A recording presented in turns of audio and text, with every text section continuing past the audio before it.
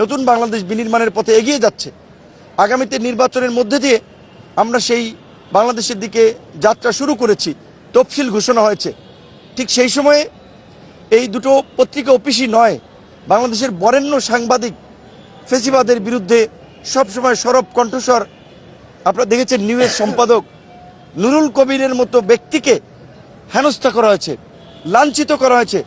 আমরা মনে করি যে এগুলো একটা দুষ্ট চক্রের কাজ। এই চক্রকে খুঁজে বের করতে হবে।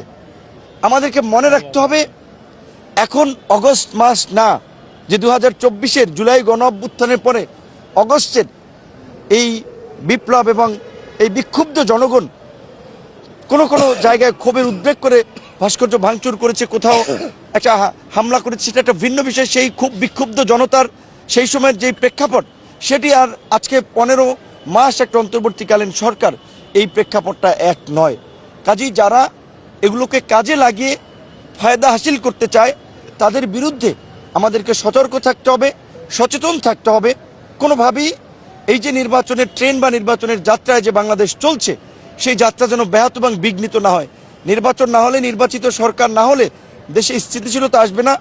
দেশের আমরা যে একটা নিরাপদ রাষ্ট্র হিসেবে বাংলাদেশকে গড়ে তুলতে চাই, সেটি সম্ভব হবে না। ইতিমধ্যে ওসমান হাদির মৃত্যু, বিভিন্ন জায়গায় আরও দেখেছেন যে নাশকতার ফলে জনমনে একটা আতঙ্ক তৈরি হয়েছে। সেখানে প্রকাশ্য দিবালোকে যদি এই ধরনের মব কার্যক্রম চলে, অগ্নিসংযোগ চলে, তাহলে সেটা দেশ সম্পর্কে একটা ভয়াবহ নেগেটিভ বার্তা দেয়। আমরা মনে করি যে গণমাধ্যমের উপরে এই আক্রমণ দেশের গণতন্ত্রের জন্য অশনি সংকেত, দেশের আইন শৃঙ্খলা পরিস্থিতির দুর্বল অবস্থার বহিঃপ্রকাশ। তাই এই ঘটনাগুলোতে দেশ থেকে এবং বিদেশ থেকে যারা ইন্ধন দিয়েছে তাদের বিরুদ্ধে আমাদের অবশ্যই দাঁড়াতে হবে। এই দেশে আমরা থাকি, ফ্যাসিবাদের সময় দেশ থেকে আমরা লড়াই করেছি, এই দেশটাকে আমরা ধারণ করি।